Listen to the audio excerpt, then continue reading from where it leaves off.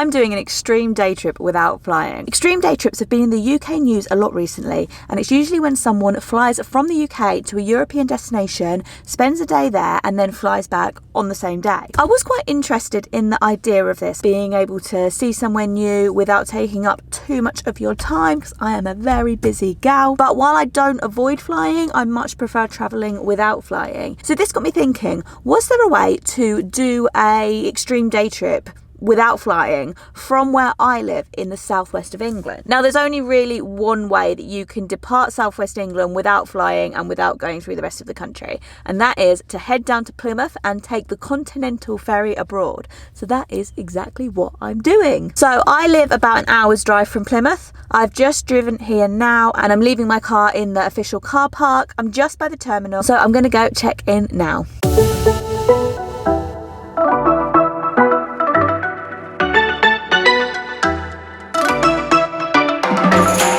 So I've arrived in Roscoff and I have devised a little bit of a plan. So it seems the most popular thing to do here is to take a ferry out to the Île de Batz. And the Île de Batz is a Breton island. It seems to have some nice botanic gardens. I've heard it's got its own little microclimate, so it's a little bit warmer than other places on the same level. I'm not going to be able to spend all day there as I do have to be back at the ferry port at 2. It is at the moment 9:20, literally seeing how much I can squeeze into Roscoff in a very few hours. So I've just arrived here at the Île de Batz port. So this is different from the port that I arrived in on the ferry from Plymouth. It's about a 20-minute walk away. It's a fairly pleasant walk. You sort of have to walk up the road a little bit initially, but then you're all on pavements. Just walk through a bit of a residential area and then around the coast past the town. They have one ferry leaving at 10, so in about 40 minutes. Then the return leg that I will have to get is at 11:20. So I've not got that much time there, but should at least be able to see a little bit. You can buy your tickets at the ticket office here, and you can pay cash or card for them there. You can also buy them online, and obviously that is card payment, which is what I did. Or you can actually just pay directly on the boat, but you have to pay that in cash only. So as I've got a little bit of time, I might spend 15-20 minutes just having a little walk close to this area, and then I might return back to the port ready to get on my boat. So one of the reasons I have been really interested to go to Roscoff, and I mean Brittany in general, is that Brittany has a lot of connections with the British region of Cornwall, which is not where I live. I live in Devon, which is next to Cornwall, but it is where all of my family are from. So in recent years I've developed much more of an interest in Cornish culture, Cornish language, Cornish customs, because Cornwall is a Celtic nation. It has Celtic history. It is technically a part of England, but there is a lot of people who don't think it should be because it has this Celtic history, similar to Wales or Scotland. Now Brittany also has Celtic history, so Brittany is very similar to Cornwall. I'm not sure how much movement there is for Brittany to be have a bit more autonomy. If anyone knows, then let me know in the comments, that'd be great. I do know that it's got its own language, it's got Celtic history, a lot of Celtic culture. I know that the people of Brittany and the people of Cornwall feel very fraternal almost. They feel like something unites them. In fact, my partner was at a festival in Cornwall this weekend, a sea shanty festival, and a lot of it was a celebration of Cornish culture and life. And he actually said there were a lot of people from Brittany there. And I did say, I didn't notice anyone, but I mean, I probably wouldn't know. But I did say some of them will probably have been on the ferry that I was just on, because the ferry that I got on left from Plymouth, which is just over the border from Cornwall, and comes back to Brittany. So while I'm here, I am on a little quest almost to try and find as many Breton things as I can. I've already noticed the streets say Strad, sorry if I'm pronouncing that awfully, S-T-R-A-E-D, which I presume is the Breton word for street. That may be wrong.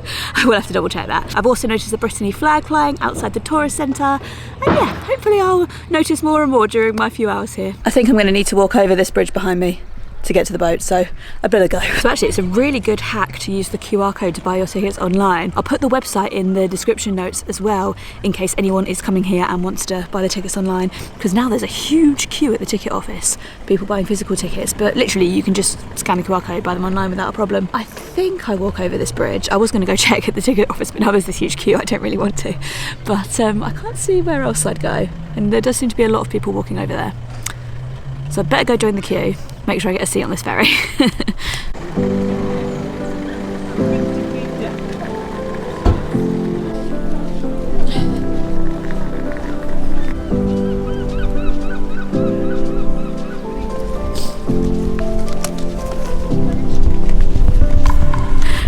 This is a very long bridge. Must be about 1 kilometre long. It's very beautiful though. It does remind me quite a bit of Cornwall, but I guess that would make sense because we're literally just the other side of the sea.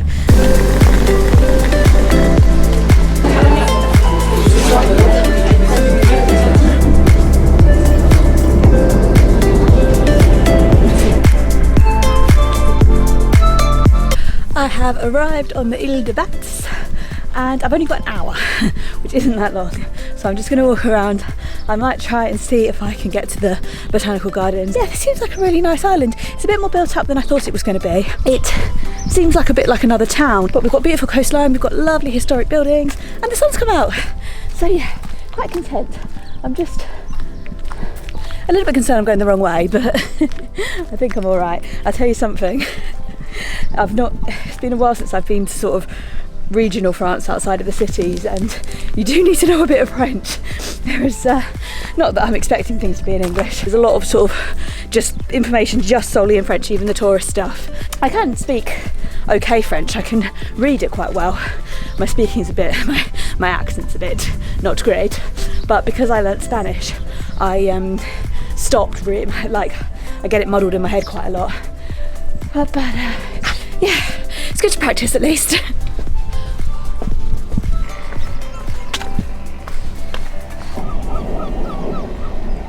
Beautiful, beautiful beach. This is lovely. It's like white sand. A lot of what I can see, like the coastline and the buildings, and yeah, just the kind of vibe, the fishing vibe does remind me of home. Like, reminds me a bit of sort of Cornwall and in like even parts of Devon. Obviously Devon doesn't have the Celtic culture. Don't really have beaches this white. Maybe in West Cornwall some of the beaches are, but yeah, this is really nice. Got some paddle boards, can go paddleboarding. Yeah, lovely. The official route seems to send you inland to get to these gardens, but there was one route on Google Maps that was a bit shorter, so I'm following that, but it's taking me down onto the beach, and then I think I might have to climb over some rocks. So we'll see how far I get. So this is really, really lovely. It's like mild weather, the sun's out. I'm a bit hot in this, to be honest, but I haven't quite got around to taking it off yet. And what a sudden thought that I had is, I said this is very similar to some of the beaches in Cornwall or the Cornish coastline.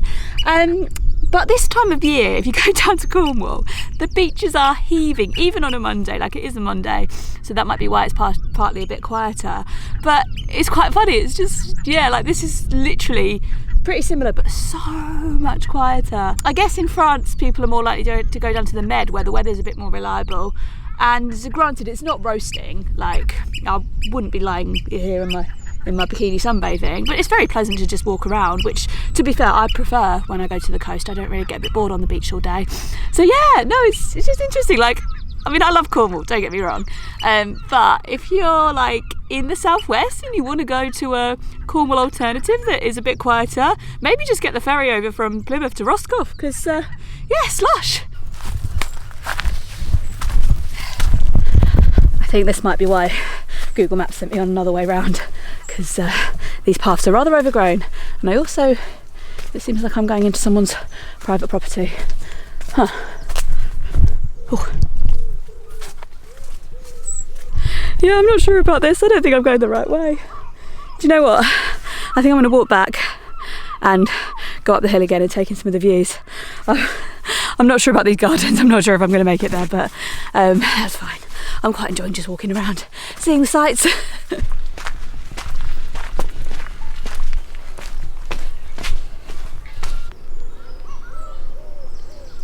So I'm not going to make it to the Botanical Gardens because I'm now walking in the opposite direction. But this whole island seems like a botanical garden, to be honest. There are so many beautiful plants. There's lots of palm trees, and I don't know, but I'm guessing the palm trees have probably been introduced like they have in Devon and Cornwall. Obviously there are palm trees in the south of France. I don't think they would be native to here. But loads of different colourful plants, beautiful flowers, and they're just everywhere. Like in the hedgerows, in people's gardens. You can see the mainland and Roscoff back there. And yeah, this is just all island vibes. Very peaceful place. And I just can't believe how quiet it is. Like, it's just, yeah, serene. This is actually one of my favourite things to do when travelling, to be honest. Just like going somewhere that I don't know much about and just wandering around and seeing what I can see. So I'm aiming for the church tower up there, which I feel like is a landmark of the island. It doesn't look very open, but behind me there is a bike hire shop. 1 hour for €5, 2 hours for £7. If you want it for the whole day, it's €12, or you can get it for 24 hours for 17 euros, sorry. 24 hours, 17 euros. So that's not too bad prices, and then you could cycle around the whole island, which would probably be very, very nice. We've got the church just behind me. I wonder if you can go in. I don't know, I know in England you can just visit churches, but I'm not sure about the ones in France. It does look like it has some very nice stained glass windows. It's a late 19th century church, so it's not that old. It's very, very striking. The clock tower may have been used as a lighthouse, and the Google reviews seem to suggest that you can go in, so I'm going to see if I can. Extremely awkward about these things, especially when I know I may have to speak another language.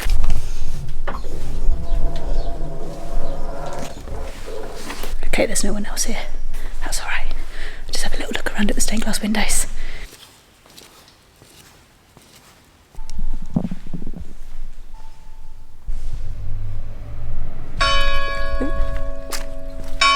So I'm just walking back to the port now. You can see and hear the church probably. So I found out a couple more things inside the church, about the church. So the first stone was consecrated in 1873, but it did stand on the site of an earlier 17th century chapel. So there's been a church there for a few hundred years, but the church as we see it was late 19th century.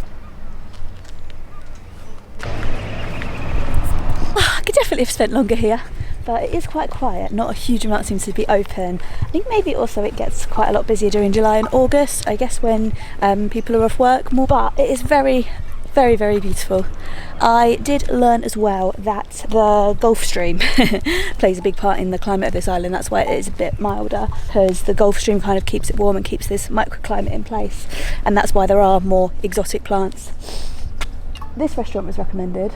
I'm not going to go in, but every guide I read to the island said La Cassonade was the place to go for food. It looks like they do crepes and ice creams as well. Oh, there's more bike rental behind me, but it's double the price of the one I found up there.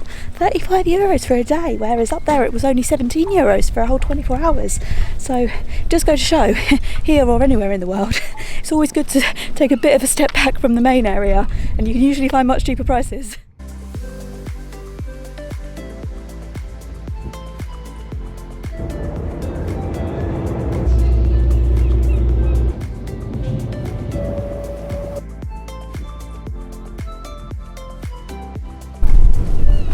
Back on the mainland and back walking along the very long bridge. So I discovered that the bridge is 600 metres long, not quite a kilometre.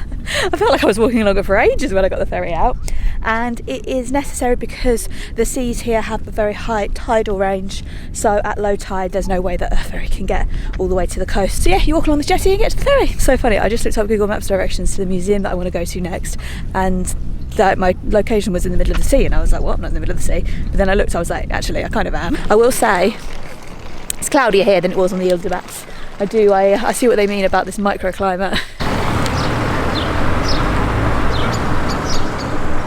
Google Maps says it is an 11-minute walk to this museum, and it does close at 12:30. It's now 11:30, so I need to hotfoot it. But I love this. Apparently they close at 12:30 for lunch, and then they reopen at 2:30. So they're open a few hours in the morning, 2 hour lunch break, a few hours in the afternoon. That is the vibe I'm after.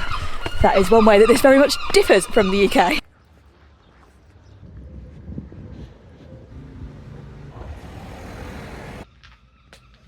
Bonjour. Une personne? Just made a very rookie error, which is an error I'm seem to be making more and more as the world becomes more technological. I don't have any euros. I've just been paying for everything by card or on my phone. I got here, it's €5 to go in, but they don't take cards. So if you do want to go to the Johnnies, it's called Johnnies de l'Oignon de Roscoff, and it's about the onion Johnnies who transported the onions over the sea to the UK. If you do want to go there, you need cash. But what I'm going to do, I'm going to have a little read about them online, just sitting here. There is actually an information board over there, but some people buy it at the moment.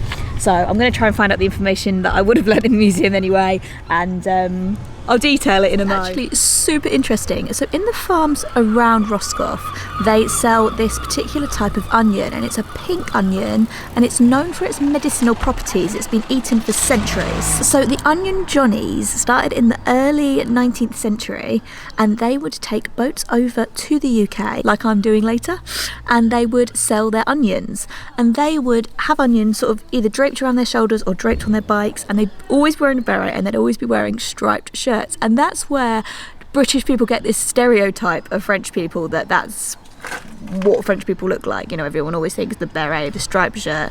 It's all from these guys. The industry lasted for about 100 years or so. It peaked in 1929, and then it did stop during World War II. However, it is all about these maritime trade links that have made Roscoff and, you know, the southwest of England be connected. Obviously, there is all the Celtic similarities as well, which has been going on for centuries. But these maritime trade links were a big part of establishing the ferry from Roscoff to Plymouth, which is the ferry that I used to get here. While there was a massive decline in the Johnnies coming over after the Second World War, people do still actually practice it today, more to keep the tradition alive. They're called Johnnies because they used to bring their sons over them with them quite a lot, and a very popular name was Jan or Johan, which translates to John.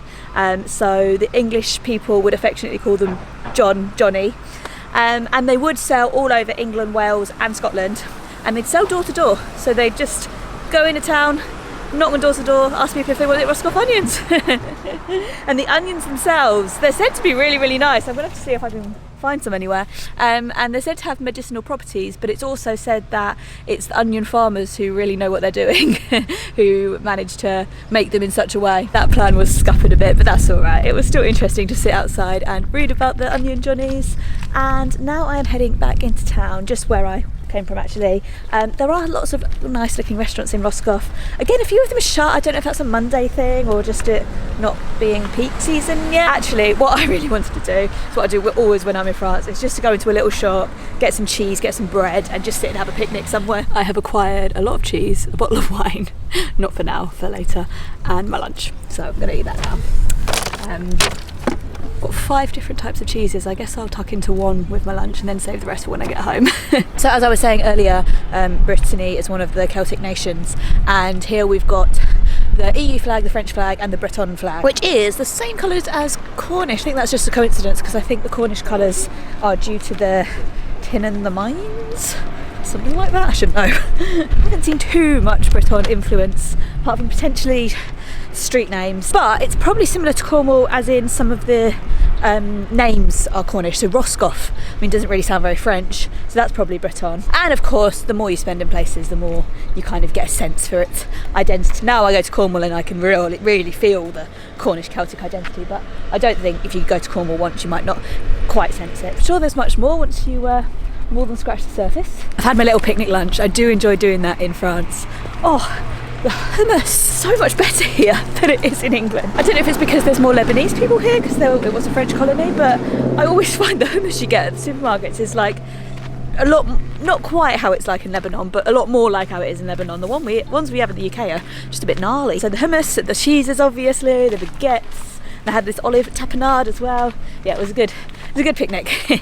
Anyway, now I'm making my way back to, well, in the direction of the ferry port. I've still got a little bit of time. I might actually see if I can go to the Botanical Gardens, but it might be a little bit of a stretch for time, and I still don't have any cash. So if I need to pay cash, then then I might not be able to do that. But let's go and have a look. Just saw a Cornwall flag. So if you've not seen it, Cornwall flags are black background with a white cross. I mean, there's about 500,000 people living in Cornwall. I think that's right. But then obviously there are people who live outside of Cornwall who are Cornish and very much resonate with being Cornish, like my dad, who have stickers on the back of their car, like my dad. I like seeing them wherever I am. But I guess this person, as a guest, probably live in Cornwall and have come over on the ferry, you know, drove over to Plymouth, come over on the ferry, because that's probably why a car with the Cornish sticker would be here.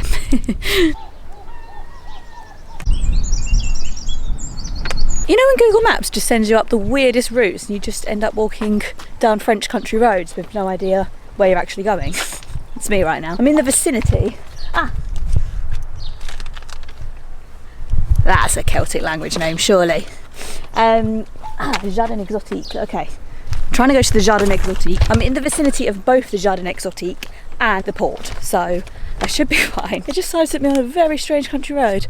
Also, what's this sign about? I presume that's clean up after your dog, not your dog isn't allowed to poo there, because you can't really control these things. This is interesting as well. I've been a bit of a Celtic nerd here, but it says Roscoff. Roscoe.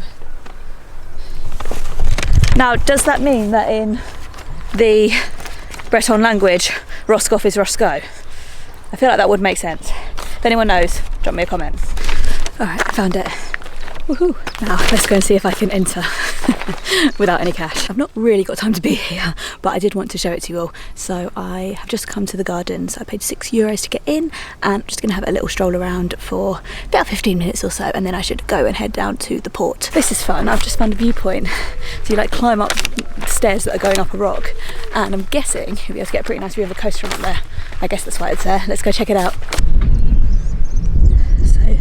There's the boat that I will be getting on later, and it's also the boat that I arrived here on.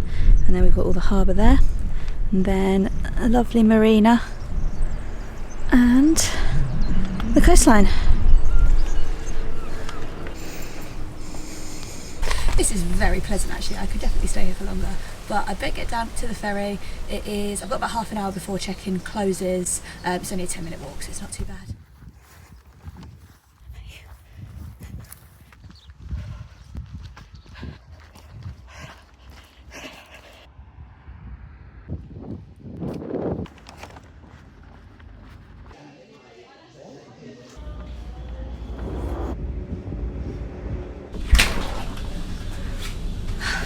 Well, that was a little bit of a stressful end to my day.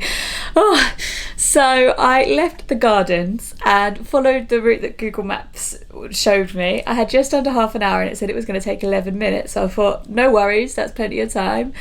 Started following the route. First it took me down one of those really narrow country roads that I was in last time, and it said, like, I think my French translation obviously isn't very good, but I think it said this road is used by agricultural vehicles, but I didn't say, I think it said cars couldn't go down, but I think pedestrians were okay. Anyway, a tractor did go past me, so I had to sort of leap out the way, and then I carried on following the route that Google took me, and I ended up in a potato field.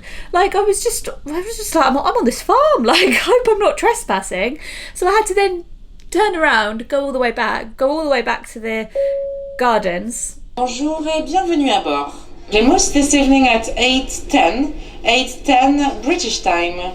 The time you... Oh, sorry, there was about 10 minutes of announcements then. So, where was I? Yeah, I had to go all the way back to the Botanical Gardens car park and then find the route again. Votre attention, s'il vous plaît. Pour des raisons de sûreté. Right, let's see if I'll get through it this time. So, got back to the car park and then I had to basically just Google Maps it, but Google Maps was still telling me to go back that way, so I had to like find my own route. Ended up on like a cycle path, but it was like an actual way, it wasn't someone's farm, so that's good. I was alright for time. I got there about 5 past and check-in closed at 1:15, but I'm normally a very early person, so I was finding it a bit stressful. Anyway, got there, boarded, I'm on the ship now, and we should be leaving very, very shortly, so I'm just going to wrap this up and then head to the deck and see if I can see Roscoff slipping away. So, would I recommend an extreme day trip to Roscoff by boat? Well, it depends. If you are a ferry nerd like me and you don't mind rushing around to see things, then yes. It was fun. I actually had a really nice day. I found the coastline really beautiful. I like the gardens. I love the Île de Batz. I thought that was somewhere really special. So yeah, I really enjoyed myself. But I could have definitely done with a little bit more time. I'm very busy at the moment and hotels were quite expensive, which is why I decided to just do a day. And then I thought it could be like a fun little challenge, you know, how much can I see in Roscoff in one day? But I do think an extra 24 hours would be perfect. So if you went last night, spent all day today, and then like tomorrow got the ferry back that I'm on now, which means that you have to be back at the port at 2. I think that could work really well, because then you'd have time to spend a few more hours on the Île de Batz. You could go to the Botanical Museum with some cash and then get in, spend a bit more time in the Botanical Gardens, and there's lots of other like buildings of interest and stuff as well, so you spend a bit longer walking around the town, go for some nice food. There were some really nice looking restaurants, so there's definitely more that you can do in Roscoff, but I do feel like I got a good sense of it. The only place that I think I would have been, well, it would have been good if I'd got into the Onion Museum, but I also do wish I'd had a bit longer on the Île de Batz, because I did make it up to the Botanical Gardens there, but I did go to the ones in Roscoff, so maybe they're similar. Yes, I had a really good time. Like I say, if you enjoy the ferry as part of it as well, maybe a day trip to Roscoff is a good plan for you. But if you don't enjoy the kind of ferry experience as much, then it would definitely feel quite intense, I guess. So yeah, that's my summary. I'm gonna be filming the whole way back as well, but my camera is very low on battery, so I think I'm gonna leave it to charge for a bit, take my phone upstairs, get some shots of the leaving on my phone, and then recommence my ferry video. I'm gonna get back at 10 PM tonight, and I'm gonna have a very nice sleep, I can tell. Anyway, thank you so much for watching this video. Check out my ferry video if it's already live. If it is not already live, then subscribe, because it will be up very soon. And I do loads of these like challenges and anything overland related. I've got some really fun stuff coming up this summer, so do subscribe if you're interested in all that, because you won't want to miss it. And if you have any ferries you'd like me to take, any kind of overland challenges, do write them in the description and I will definitely consider them. I'm happy to do an overland challenge and video it, so yeah, just let me know. Alright, thank you so much for watching, and I will see you back on this ferry in another video. Bye!